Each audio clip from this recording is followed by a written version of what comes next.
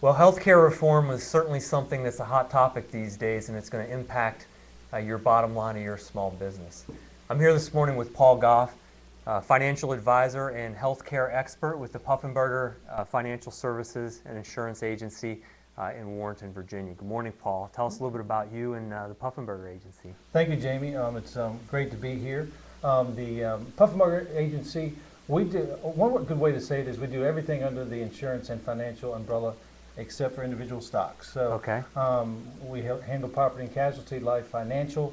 I'm on the life and financial side of things. I handle annuities, mutual funds, life, disability, long-term care, and kind of wrapping myself around this is the health insurance part of things, and that's an additional thing that I've done in the last year or so. I've the very complex subject that I'm trying to learn more about and then get more educated about, and all the ability is the end line is to help my clients understand what's best for them. Great, great. So, realizing that healthcare reform and healthcare in general in the last several years is a huge, very complicated type of thing. But what can you tell us maybe the top 3 or 4 things in healthcare reform that we really need to be concerned with, especially as small business owners? Well, as small business owners, the fact is that you're going to be responsible for your employees' coverage. Right. You're going to have to at least pay for half of your employees' healthcare bill. Okay. Their spouses or their dependents, you'll not be responsible for that, but you will have to have them covered. If your employee decides that he would like to get individual coverage for whatever reasons, usually that would be because of expense, right. They would be able to do that as well. Okay. But they will have to be covered by health insurance in some manner of speaking. So for how big of a business, so if it's me and one employee, how big before you are going to be definitely responsible for covering their health care? It would be a group of 2. Okay. A group of 2. So it's everybody. All So right. even a small, mom and pop business that's just 2 employees, if they have eligible and have that small group coverage, which is 2 to 99 people, right, they are going to be eventually, required to have okay. healthcare coverage. Provide their own health care. Yes. Okay. What else? Well, it's going to get, because of the design healthcare coverage, the costs are going to increase. Because the big thing here is, and what people don't know, is that healthcare companies are going to be required to no more than 10% of their profits. If they have a group policy, Okay.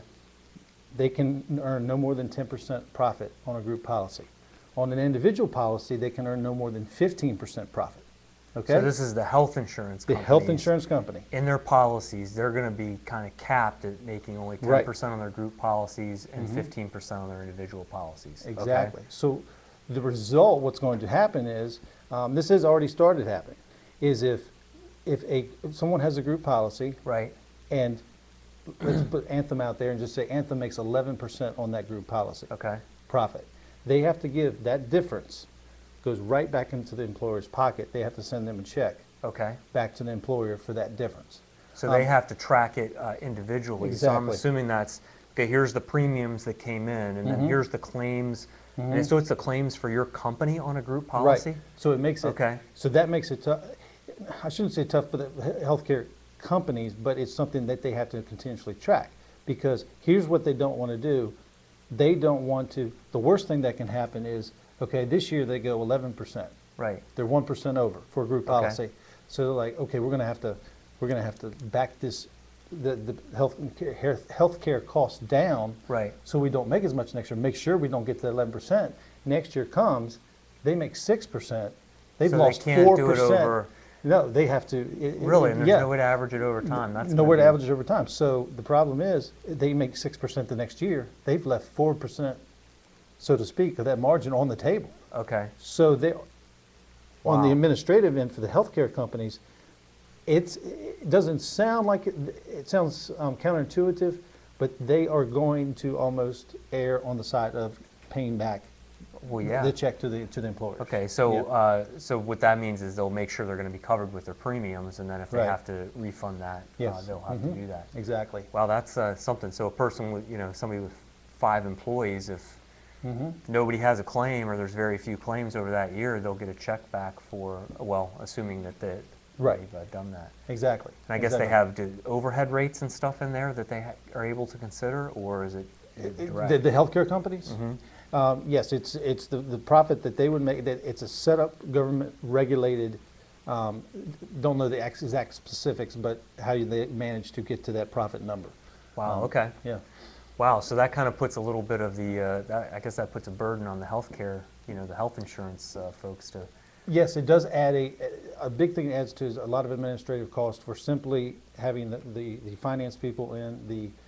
You've got to be monitoring your profit Right. loss margins, and because people are going to have to answer for at the big health insurance companies. They're going to have to answer if last year they gave a 12% profit and they had to give 2% back, and so Right. they dial it back, and the next year they have to they only make 5% on it. Okay. So they're going to have to Wow. toe a line that, and All right. that's to me that is one of the biggest things that are going to happen Okay. for the health insurance companies. So how's that going to affect the small business owner? Right. Is that the prices are going to be driven up Yeah. because the healthcare companies are going to err on that side of making Right. sure they're making And just the extra administrative costs. Exactly. Of tracking all that. exactly, and the cost will be going up as well because everybody will have to be covered. Right. So people with Okay, so pre-existing that conditions. on the first, on Yeah. the first one, the company, everybody's going to have to be Right, covered. exactly. And then on the second is the administrative cost for the insurance companies is going to go up. Right. From that perspective, and their profitability is capped. What's another? Well, that's impact of yeah, and reform. that's what I started mentioning was that because everyone will have to be covered. Right. We're going to have to people that were on an automatic denial before. Those type of people will be automatically covered now. Okay. So you're going to have to keep it that 10 or 15% margin, but you're still going to have to cover everyone. Right. Everyone, regardless of their health care. From the health insurance from the perspective. healthcare perspective. Okay. So that's going to, in essence, drive up costs too. Drive up the cost. Yes. Yes. Now, if I'm a small business owner Mhm. and so 5-6 employees or whatever, Yes. do I have a choice? I mean, I have to buy the insurance, or do I have a choice of other options that I can take? Well, the other options is you could have your employees go out and get individual health care Right. insurance, okay? But you would have to offer it as Okay. as a group plan. Your employees would have the option to go buy an individual health care insurance, but they would have to be on something. Now, here's the trade-offs with that. The problem is if they go out to get individual insurance, if they're healthy, more than likely it's going to be less expensive for them Okay. than if they get a group plan.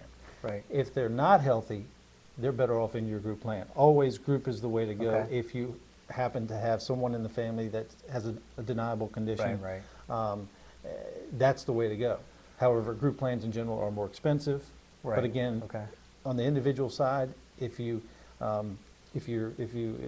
physical condition is not very good, if you smoke, Right. if some variable factors there, you're better off going into. Okay. It's one of those things. If you're healthy, go to individual. If you're not, you want to stay in the group. Okay. But the small business owner,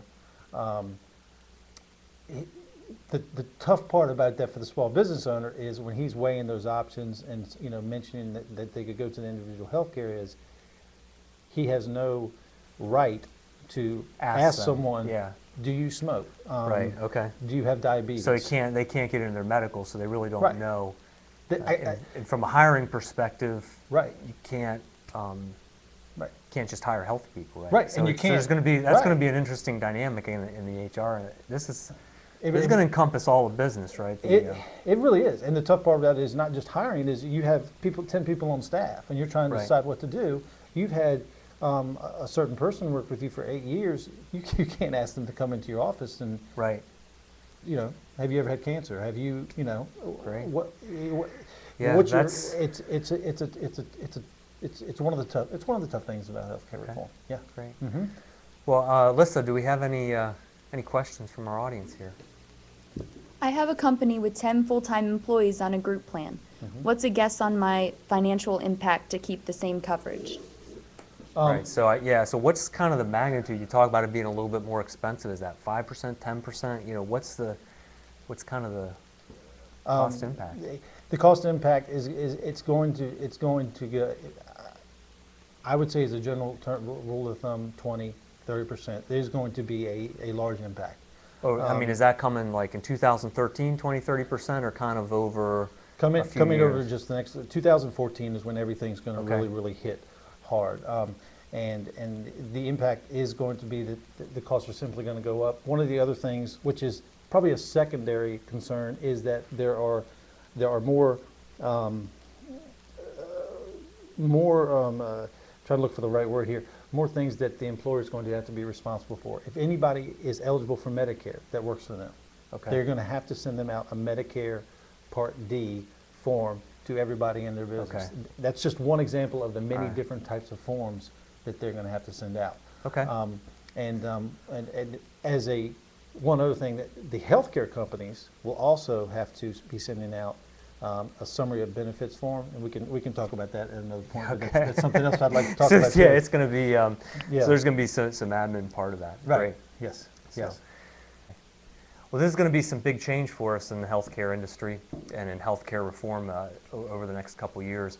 Paul, thanks so much for being with us and great to kinda be here. and sharing with us just a tip of the iceberg, I'm sure, Right. of the complications and the information on what we need to look to as small business owners. Certainly, if you enjoyed this segment and learned something from it, then please share this with your friends and your colleagues. We are here typically every Friday morning at 11 o'clock in the morning. But most of all, be better at business.